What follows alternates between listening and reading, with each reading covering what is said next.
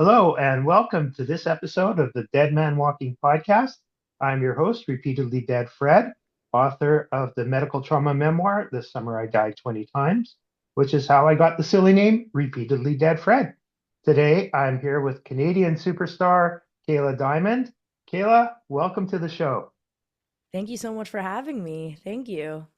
I remember probably 7 years ago, um, somebody sent me this video. I mean, I knew your dad, uh, and somebody said, Irwin's daughter, like a pop star now. She's got this video out. And I saw it and I thought, this is a pretty cool video. So what's a nice Jewish girl doing making pop music? So how Honestly, how how did that come to be? this nice Jewish girl thought that she was going to be a lawyer. She thought she Hmm. was going to be, married at 22, wearing a shaitel. Hmm.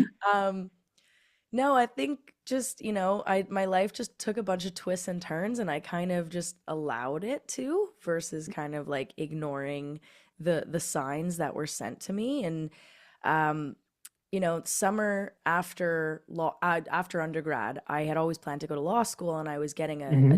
a dual JD, and I was in I was living in Windsor, Ontario, like repeatedly crossing the border Woohoo. to Detroit every day, and Hmm. I had I had a lot of, classical training like for Hmm. music and stuff my whole life growing up. And when I was in high school, I was always like head of choir, and I was always Hmm. like musically inclined, and I always knew how to play I played multiple instruments. Hmm. And then I had some spare time, like just on the summer between undergrad and law school, and I sat down at the piano and I wrote a song, not thinking anything of it. And I had a friend sort of just take a video of it. We put it out online, and I had somebody had sent me a link to a contest called It's Your Shot. And it was Hmm. by a company called Slate Music. And I didn't know Hmm. what that was. It was like a record label. And the deal was, if you won this contest, you had a record deal, and you were essentially sort of joint venture signed to Universal Music. And Hmm. so I was like, well, there's a really long shot. Like, there's no reason I thought I was more talented than the next person, right? Like, because I had nothing to compare it to. But I thought nothing of it. I was in law school and I had the video, so I sent it in. And then after my last exam of first semester, I like walked out of contracts class and got a phone call from somebody named Gary Slate, who I've never heard of in my life. Hmm. Totally forgot that I entered that contest. And they said, okay, well, you won this contest. Like, looks like you're going to have to leave law school. And I was reluctant because I was like, I think that's like a really irresponsible thing to do. Hmm. Um, so I went down to the dean's office and I said, this is what happened to me. Like, what do I do? And the dean was very, very amazing. And she was like, look, we're going to hold your spot at law school, but like, and if it doesn't work out, come back. And, you're super talented and I think you'll go far. And I was like, wow, if the dean is endorsing this, like, all right, I got to do it. Um, and so I drove home from Windsor and I walked through the door. And actually, my dad was the first person that looked at me and said, yeah, you're not going to go back to law school. You're not going back. And I was like, why? Like, how could you say that? That's so irresponsible. And he was like, no, because I believe in you and I know that you're special and I know you're going to make it. And then sure enough, about a year later, I had a top 30 record on the charts. And then and then, a few months later, I had a top 10 Billboard record, and it was wild. Hmm. Yeah, so that's How kind of did you what, celebrate those?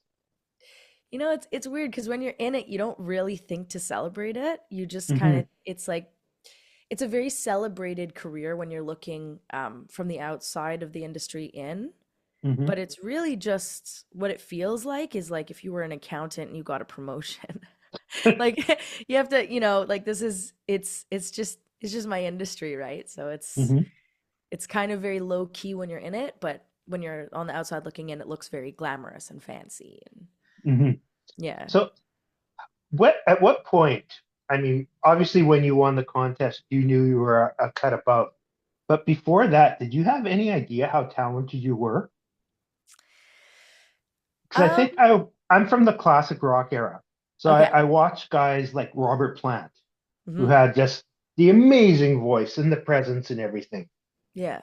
And he was self-taught. They just knew how to sing. Yeah, yeah, for sure. I mean, like I always think I knew how to sing. I think I was a little bit like embarrassed of it. Like I knew I had more ability than what I was showing because Hmm. I was kind of scared. I don't know what it was. I just remember that I would downplay how well I knew how to play the keys Hmm. when people were around me. And then when my parents would like leave the house, I would just rip it on the piano. Like I Hmm. knew I could like go because I was so scared of I think failing in public. I think Hmm. failing while experimenting, and that's literally what musicianship is. It's like Right. failing, but failing multiple times to get to the point of expertise. So I was just kind of scared to do it in the presence of people. And my mom has a Hmm. very musical ear, so like when I would practice piano at home, like my mom would be like, she would like yell from the other room. She'd be like, "You're playing an E flat. You're supposed to play an E." You know what I mean? And so I'd Hmm. kind of be like a little bit tense, but um, there was this one turning point when I was in school. I was in high school actually, and I really wanted to audition for choir. Like I Hmm. really wanted to sing, and I'd always been in a choir my whole life, which was actually a little bit controversial when I got to high school because I was in the like more orthodox like system, and there were Yeah, boys which has in my group. modesty Yeah, boundaries in it. Yeah. yeah. And so there were boys in my choir, and so like Oh. you know in elementary school we kind of had to like we had to keep it a secret that I was in this choir, even though it's like the most nerdy secret possible. Yeah. But I remember my mom like really like she was talking to the administration of the school I was in for high school, and she was like, "Look, my daughter needs to be in this choir. Like she needs to be in this choir. She enjoys it. Like she fought and I they let me." I Hmm. remember she fought with this one teacher who was like, trying to make it seem like she was more religious than she was, but like secretly super chill with me. Hmm. So like it was like an exception for me to be in this outside choir. So when I was in high school, like it was an all girls school, and I really wanted to be in this choir. And so I had to Hmm. audition, and I was terrified. And so I remember this girl who was 2 years older than me. She was in grade 11, I was in grade 9. Um, she pulls me into a room and she was like, "Just sing to me. Like sing, like let's just hear your ability." And I opened up my mouth and I just like sang something. And then she was like there was a look on her face that was like, "Whoa." Like whoa. And I was like, "Wait, what?" And we were kind of just staring at each other, and then I was like, "Wait a minute. I think are you saying like I'm good at this?" And she was like, "No, no, no, you're like amazing at this. Like you're like different." So then I was like, "Okay." And then I started to get embarrassed about it. But Hmm. then, when I got a little bit older, I got a little more comfortable with myself and then started, being comfortable with like having a solo or something. Very cool. Yeah. So I rewatched Carnival Hearts about an hour ago. What a It video. it is. Did you film that entirely yourself? No.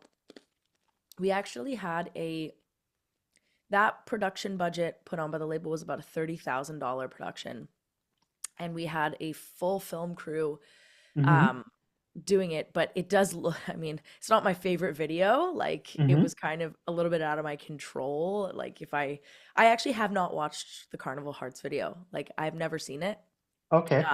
Yeah, but it's I like don't like to watch my own videos. Yeah, like many But artists. yeah. But yeah, that I it was not me. It was a full crew. So where did you film that? We filmed it in multiple locations. So that filming went on I remember we started in the forest in August of 2017. Hmm. Uh and we started filming it at like 11 p.m. at night, and we filmed till 6 in the morning. And Ugh. I've never been more exhausted in my life, and we went from the underpass of, I believe it was like the Bayview Extension. Okay, that makes sense. Yeah. Yeah, I believe it was the Bayview Extension, and then they switched my outfits, and we went to Young Street in front of Zanzibar with all the lights behind me. Hmm. And then we went to another location, which was like, yeah, we went from like the forest to the underpass to Zanzibar to like, Young and Dundas Square, just wherever where there was lights. Hmm. And it was fun to film back when I was an I artist. I often look for I guess they call them Easter eggs in films and videos, and I thought, okay, here's a shot of you, and then you're all of a sudden you're wearing like a raincoat or something. Yeah. Instantaneous. Did it start pouring on you? I can't remember if it was raining. I just remember it being really hot and like a really muggy night. So Hmm. it's possible that it started raining. Hmm. Yeah, but we just did. I remember doing like my stylist brought like multiple outfits for me to change into and Hmm. different styles of makeup for each scene. And so now, are you much more comfortable doing a video? Well, you're obviously very comfortable doing interviews. I've had a few years of media training. Hmm. Videos, yeah, I mean, videos are probably when I was an artist, like I'm not an artist anymore. I'm a producer, and I Hmm. have been for the past 4 years. Um, so when I was an artist, I would say that the music video filming days were probably the hardest because you have to sing the same song over and over and over again, and you actually Hmm. have to sing it while it's playing so that the veins in your neck pop so that it looks like you're actually singing it. Hmm. And so those were always the hardest because we'd have to just like do, the song is about 3 minutes, 10 seconds, and you'd have to just go through that song probably throughout the day with multiple looks. You're probably singing it about 400 to 500 times. Oh, Yeah, that's awful. yeah, and sometimes the conditions can be really hot and like I remember this one music video I was like schwitzing like crazy and like they were like spraying my face and like trying to fan me and it was and then you have this whole crew around you that you're like I'm the type of person I want to make sure everybody's always happy and taken care of and stuff Hmm. and there's no everybody's getting along on set so I would always be stressed like that because you're kind of the boss in this day Hmm. and you know so not my favorite to film music videos but it's definitely something that we once had to do. Right now you don't really need to film music videos anymore, they're kind of obsolete, nobody really does Hmm. it. um Hmm. it's more like visuals for albums now. Hmm. So this has been what, a 7, 8 year ride for you at this point? Yeah, yeah, Carnival Hearts was it came out 8 years ago now. So you quit law school. Do they still have your spot open for you? I would be shocked if they did. Hmm. Okay. What else happened? You got married? I did. I got married in 2020 during the height of the pandemic. Yeah. Yeah. How hard was that to find a venue? It was crazy. We had planned actually. My wife is from Montreal and Hmm. so we were planning this like 400 person wedding in like the Windsor Ballroom in Montreal because it was going to be my wife's family's like first wedding. Hmm. Um and she has a huge family and like we were just planning on having this crazy blowout wedding and then um and also as a kid like I always dreamed about like my wedding being huge. Hmm. um didn't think I was gonna marry a girl. That was a nice little curveball sent at me, but um, I always just pictured this like huge wedding. Hmm. And once the pandemic happened, we really had to rethink like, okay, what are our true values here? Like, do we want to postpone this wedding to have a big wedding, or do we just love each other enough and to like get married and celebrate how much we love each other? Hmm. And when the pandemic happened, like the venue canceled obviously on us. And then my amazing like my brother and sister-in-law called me up and they said, you know what? Screw it. Let's do the wedding in Ontario at our house. And Hmm. we like within a week we had like Magan boys came in really strong and Hmm. we put up a tent on my brother's front like gate area, Yeah. his front lawn, and it was beautiful and it was a 15-person wedding and it was just as fancy, just as beautiful, just as loving and it like taught us a lesson about what we actually truly need in life. Hmm. Mhm. At what point in your life did you realize that you were more likely destined to marry a woman than a guy? And how Yeah, I shocked was mean, your family? I don't, you know what? Actually, they were pretty shocked, which I was kind of like looking back on like my childhood pictures. I was like, you were really shocked? Like, come on, like look at, I'm wearing cargo shorts here. Like um but I started realizing probably when I was like 4 or 5 that like I would watch like Disney movies and be like, yeah, I love the prince is really good looking, he's amazing, but like also the princess is really beautiful. So like then I was just kind of confused because I was like Hmm. attracted to kind of to both. And then when I was in high school, I had a boyfriend and I was like, okay, I'm gonna marry him. Like, Hmm. he goes to Darche, I go to Tiferes. Like it makes sense, right? Hmm. Um, and so yeah, when I was like 16, I started to like have like sort of real feelings for like a couple people I knew, and then I was like, Hmm. no, no, no, no, no, this is no, it can't be, it can't be, come on, like, Hmm. and I also didn't know I really didn't know anybody that was gay, so it was Hmm. kind of like I just didn't really know what it looked like, to be honest. So I didn't know what to look for in myself. So when I started having those feelings, I was kind of just really burying them, really burying them. And then when I was 19, that's when I started sort of like, going on some dates and like with like multiple people. I would go on like dates with guys, dates with girls, and then when I was 22, right before I went to law school, that's when I like fell in love with a girl for the first time, and I was like, wait a minute, that's what love's supposed to feel like Hmm. to me. So it kind of just clicked, and I was like, wait, this is. I think I really have to just accept this. I have to really Hmm. just go down this path and be who I really am without, whether it offends people or not. Like I can't hide myself or bury that anymore. And then Yeah, it I don't just really get the offend part. yeah, I never really got it either. But I know that there have been a lot of people in my position. I've been fortunate enough to have a very accepting family, but Hmm. I know that there's a lot of people who I went to high school with who are very much still in the closet or like married to men, and so as not to like hurt their family, because I think that you know a lot of their parents would be like, well, you have to do this because that's what my hope is for you. They Hmm. put their hope on their kid, and then they end up stifling their child to the point where everybody's just depressed.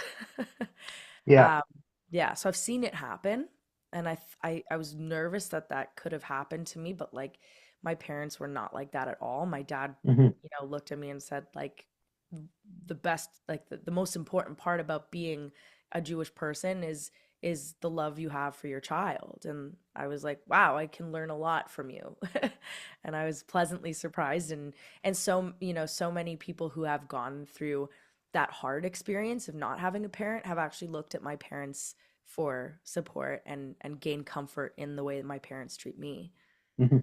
So I think it's interesting that you said you didn't know any people that were gay, but I bet you once you came out, it was like the floodgates.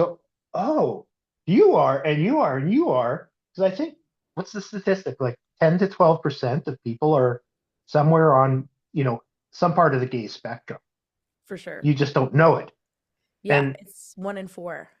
like at my synagogue, I have no idea who is who isn't, but I don't look for things like that because I don't really want to put people in categories. Mm, yeah, absolutely. I mean, it doesn't, to me, it doesn't even make a difference. Like, I don't need to know. And I kind of treat that like with my whole life, like Hmm. people are always like, oh my God, you're a female producer. And I'm like, yeah, but like, I'm just a producer. Doesn't matter. Like, I'm not Hmm. gonna, I'm not gonna seek someone out who is gay to produce my record because they're gay. Hmm. I'm seeking someone out who's good at production. Hmm. So like there's people who like to live their life with, sexuality and all that BS, like that's the forefront of who they are, and it's never been the forefront of who I am. It's very Hmm. much, you know, If it comes up in conversation, like I'm not gonna hide the fact that I have a wife, but I'm never gonna be this Hmm. like Kayla Diamond, the gay person. It's always just Hmm. gonna be like Kayla Diamond who happens to be gay, you know? Yeah. So what is your wife also a musician? No, she's actually a choreographer. Okay. So Yeah. artist. Artist, yeah, very much. Okay. Your kids are going to have some kind of talent. My daughter definitely she's got some music in her for sure. Hmm. Okay. So you made a switch to producer to owning your own record label. Mhm. What prompted that? So when I was younger, I always thought in my head I was going to own a record label. I don't know what it was. Like even before I was like in law school, I always had like the pipe dream of like, oh my God, one day I'm gonna be like this big music exec and like, sign people and do cool things. And then I got to a position where it became like a possibility, and Hmm. I partnered with the right people who could guide me through what it was like to actually start my own label, like my lawyers and my partners who are label execs as well. Hmm. And the the way we structured it is that I'm a producer and I get to produce the people who I sign. So it's Hmm. very much insular and it's really and we're partnered up with Sony Music Canada, so we're a division Hmm. of Sony. Yeah, no one's heard of them. Nobody. Nobody. Um, so do you have a certain genre of music that you focus on, or Yes, just yeah. anybody that grabs your ear? So my brain is always linked to pop music, and Hmm. it's people are like, what's pop music, like it kind of could be anything, but pop music for me is like the structure lends itself to be very um mathematical and structured and very hooky, kind of like, Hmm. you know so whether I'm writing like a record or a rock record or a rap record, the root of the way I write the record is pop music. So Okay. when I'm producing, I can really produce like anything, but my label, what I know best is how to market pop. Okay. So are you also a mathlete? No, definitely No? not. I was a Kumon girl. I think Okay. that's the opposite of mathlete. The My brother-in-law is a math genius who teaches at Dal, but he's also a professional musician, and a lot of his research work is on the Beatles. So he does a presentation around the world called Math and Music, where he Oh, talks cool. about, yeah. So if you want, I'll get you a link to his presentation. He did one at Idea City a few years ago. That's really Um, cool. yeah. So have you created any stars yet? Have I created any stars? I did. I don't. I mean, I definitely have developed a lot of artists that are on the brink of becoming big stars. Hmm. And I'm working on one right now, and I have definitely joined forces with people who are already big stars, Hmm. who I'm fans of, and I've just, sort of written records with them. But I don't think I would ever take credit for making uh, a star. I think Hmm. I think it's a team effort. So that Okay. that's that's what I'll say about that. Okay. So your father was humble bragging, Oh, um, and said something about Eurovision. uh-huh. So that you were somehow involved in Eurovision, and I was wondering if you could talk a little bit about that. Yeah, I mean, so I work a lot with a few producers and artists in Israel, and Hmm. they sort of hit me up when they're like, "Can you just, see how this would work in the US market?" Or like, they get my sort of pop expertise on lyrics and English and stuff like that. So, um, a good friend of mine who's a producer, who is the biggest producer in Israel, he messaged me and he was like, this was last year, and Hmm. it was before Israel announced who was going to go to Eurovision. And he goes, "We got this girl. Her name's Eden Golan. Like nobody really knows her yet, but she's potentially going to win this show that gets her to Eurovision." So can we all hop on a Zoom call and just like let's write her some songs that could potentially, be entered into Eurovision. So Just like that. We'll get on a Zoom and we'll write a competition winning song. Okay. yeah, yeah. Well, I mean, competition winning, no. Because multiple songs are written and only one can be chosen, right? So Hmm. I'm just part of that process where we're writing multiple songs. But so I got on a Zoom with Eden and I just asked her, she's a 20-year-old girl who Hmm. experienced October 7th, and that's kind of all I was interested in writing about because that's her story and that's what every Israeli person was going through at that time. And so Hmm. I I had her describe where she was that day and what happened. And so we wrote this beautiful ballad called Fight to Win, Hmm. which did not go over well when it was submitted to Eurovision because they were really not into politics. They really did not want to do anything political. And so our song unfortunately did not get chosen, but I did work with her. And then the same thing with this year. We had actually a Nova Fest survivor named Yuval Hmm. who'll be going to Eurovision. And I wrote two songs, both way too political. So yeah, It's hard but not to, right? it's hard not to. And I'm a very frank type of songwriter. Like I really enjoy jarring lyrics. I don't like to play it safe when it comes to Hmm. lyrics. And that's what has, been my recipe for pop success. So I Hmm. don't, I don't care to deviate from it just to please people. Hmm. So if I ask you to write a pop song about this interview we were doing, could you do it? Probably, yeah. Okay. That'd be interesting. I'll set it up, talk about, in the verses how many times you died. Maybe the choruses that I actually brought you back to life with my presence. Could be. It could be. You never know. This is definitely a weird experience. So, do you actually have like, well, I guess we don't really make records anymore. So it's just so do you have a full-on studio or do you rent studio space? Yeah, so I have right now I have three studios. So this is my home studio where really like studios are very compact now. So it's like Hmm. unless I need to use analog gear, I Hmm. everything is in the form of software now. So I'm not sure like how familiar you are with like, certain types of gear, like even Hmm. even just like tape splicing, right? Like we don't really do that anymore. So we have software that will emulate that kind of thing. Hmm. And so I have this studio, which is my home studio. It's basically my home office. And then I work out of the biggest studio in Montreal called Planet Studios. Hmm. And that's where we have like the full state of the art facility.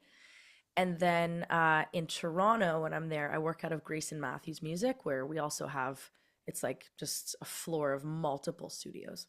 Hmm. I guess I have this idea in my head from all the old classic rock videos where you see them. There's all these people in a studio with these sliders and soundboards Oh, and we still have that. Yeah, that's so yeah. all those state of the arts, all the big studios that are not my house right here, we have that. Hmm. Okay. So, um, what's what's going to be next for you? Like, are you going to stay a producer? Or are you going to float back to performer?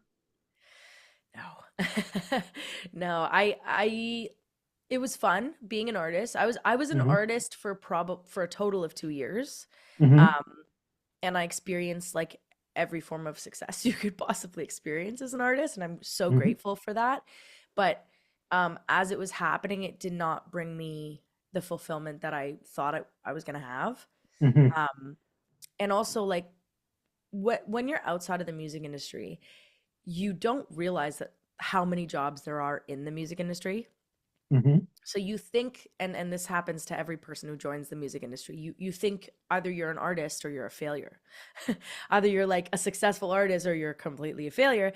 You don't realize that there's agents, there's label heads, there's A&Rs, there's like thousands of jobs that one could have. So when I started to realize that like I actually really much enjoyed the creation process of the song, and then Hmm. have, you know, a label pay me my fee and give me my royalties. Like I realized like where the lucrativeness is in the Hmm. business. I found it, and I get to, you know, support my family and also be super creative at the same time. So I don't see myself ever going back to being an artist. Hmm. I interviewed Bob Wiseman, who was one of the founders of Blue Rodeo, Hmm. and it seems he just does everything now. He still performs. He plays multiple, and he writes songs. He scores movies. It's like you said, there's just no limit Yeah, to what you can do for without sure. actually having to perform. Yeah, I mean, and the truth is, I will perform, because part of the shtick of like if you're signed to my label is Hmm. that since I'm your producer and I produced all the records, I want to see how they're being received in the audience. So Hmm. I will play with my artists. So I'll be on keys and stuff and guitar with my artists, but never, Hmm. I don't want to be the front. Okay. Yeah. Well, we are unfortunately almost out of time. So, is there anything you'd like to say to a little girl, little boy that was maybe you 25 years ago, and they say, I think, but I'm not that good. I love this, but what do I do?